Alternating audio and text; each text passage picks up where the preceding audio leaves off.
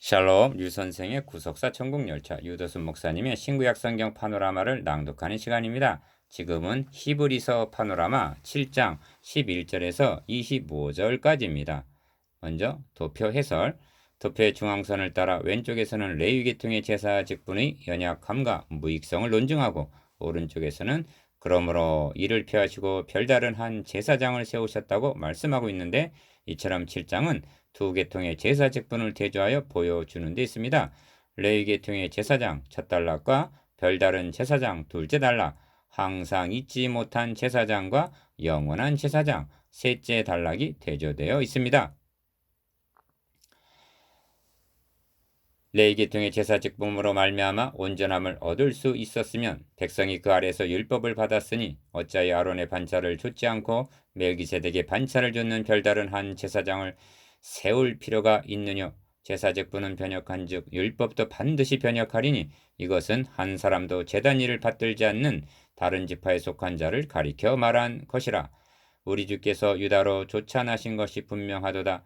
이 지파에는 모세가 제사장들에 관하여 말한 것이 하나도 없고 멜기세덱과 같은 별다른 한 제사장이 일어난 것을 보니 더욱 분명하도다. 그는 육체에 상관된 계명의 법을 좇지 아니하고 오직 무궁한 생명의 능력을 좇아된 것이니 증거하기를 너가 영원히 멜기세덱의 반차를 좇는 제사장이라 하였도다. 전에 계명이 연약하여 무익함으로 패하고 율법은 아무것도 온전케 못할지라. 이에 더 좋은 소망이 생긴 이것으로 우리가 하나님께 가까이 가느니라. 또 예수께서 제사장 된 것은 맹세 없이 된 것이 아니니 저희는 맹세 없이 제사장이 되었으되 오직 예수는 자기에게 말씀하신 자로 말미암아 맹세로 되신 것이라. 주께서 맹세하시고 뉘우치지 아니하시리니 너가 영원히 제사장이라 하셨도다. 이와 같이 예수는 더 좋은 언약의 보증이 되셨느니라. 저희 제사장 된 자의 수요가 많은 것은 죽음을 인하여 항상 잊지 못함이로되 예수는 영원히 계심으로 그 제사 직분도 갈리지 아니하나니 그러므로 자기를 힘입어 하나님께 나아가는 자들을 온전히 구원하실 수 있으니 이는 그가 항상 살아서 저희를 위하여 간구하심이니라. 히브리서 7장 11절에서 25절. 본단원의 주제는 제사 직분의 번역, 즉 제사 직분이 개혁이 되었다는 데 있습니다. 제사 직분이 변역한 즉 율법도 반드시 변역하리니 합니다. 12절. 제사장 서기관들의 소경됨과 우매는 이 변역이 일어나야 한다는 점을 몰랐다는 데 있는 것입니다. 그러면 어떻게 변역되었는가? 레위 계통의 제사 직분에서 첫째 단락, 별다른 제사 직분으로 둘째 단락 변역되었으며 셋째 단락에서는 그 직분은 또 다시 변역될 염려가 없는 영원한 제사장이라고 말씀합니다. 그렇다면 왜 변역되지 않으면 안 되었을까요? 큰일, 레위 계통의 제사장 11절에서 13절, 작은 일, 레위 계통의 제사 직분으로 말미암아 온전함을 얻을 수 있었으면 백성이 그 아래서 율법을 받았으니 어찌하여 아론의 반차를 좇지 않고 멜기세덱의 반차를 좇는 별다른 한 제사장을 세울 필요가 있느뇨 합니다. 11절 기억. 둘째 단원 11절에서 25절까지 핵심은 12절에 두 번 등장하는 변역에 있습니다. 그러면 제사장 직분이 어떻게 변역이 되었는가?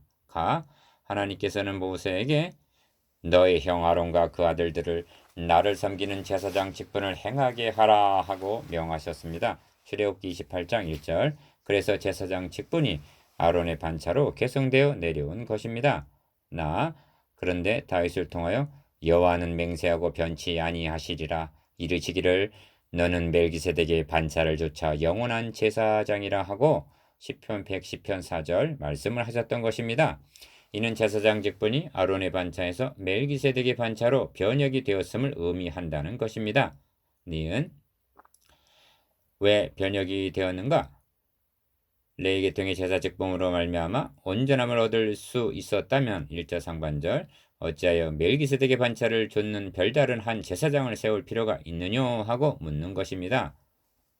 그러면 도대체 멜기세덱은 누군가? 그래서 첫째 단락에서 1절에서 10절 멜기세덱의 신분, 지위, 존귀 등을 증거했던 것입니다. 이 제사 직분이 변역한 즉 율법도 반드시 변역하리니 12절 즉 제사 직분이 변역되었다면 아론의 반차를 조차 제사장 된 자들의 제사법 즉 의문에 속한 율법도 반드시 변혁된다는 것은 필연적인 사실이라는 것입니다.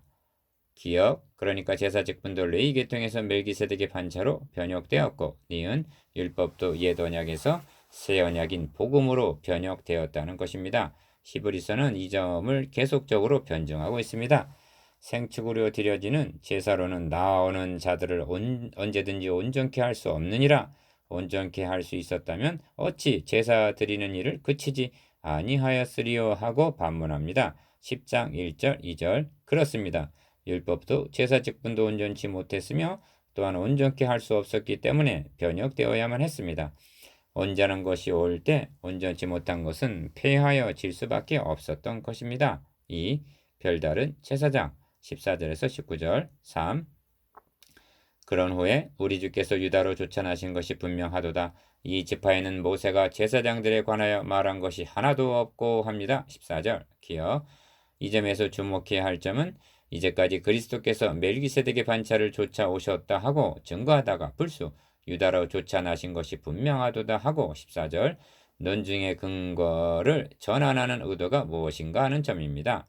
첫째는 이 지파에는 모세가 제사장들에 관하여 말한 것이 하나도 없기 때문에 14절 하반절 멜기세덱과 같은 별다른 한 제사장이 일어난 것이 더욱 분명하다는 15절 그런 점을 강화하기 위해서입니다.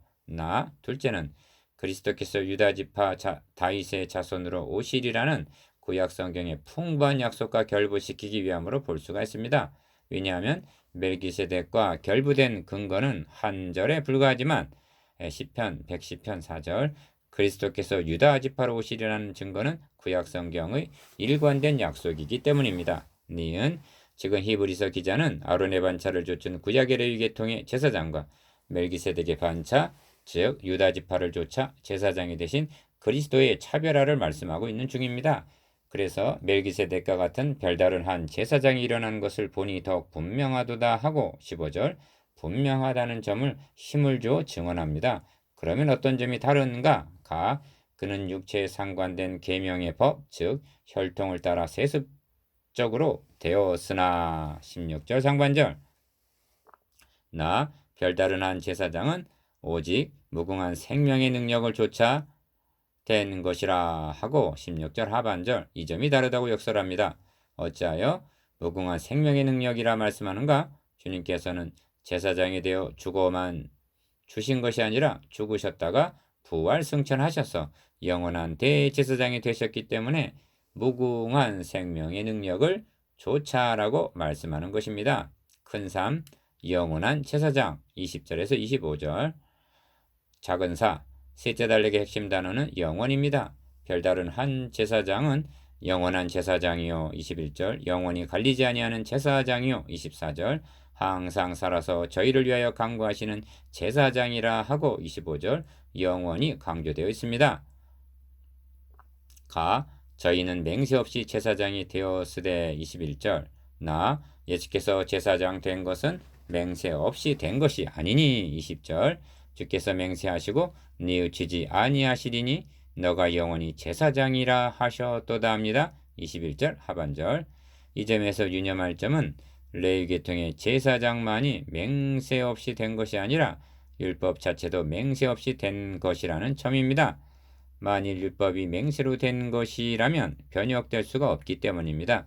그러나 아브라함에게 세워주신 메시아 언약은 내가 나를 가리켜 맹세하노니 하고 창세기 22장 16절 맹세를 주어진 폐할 수 없는 하나님의 일방적인 언약이었던 것입니다.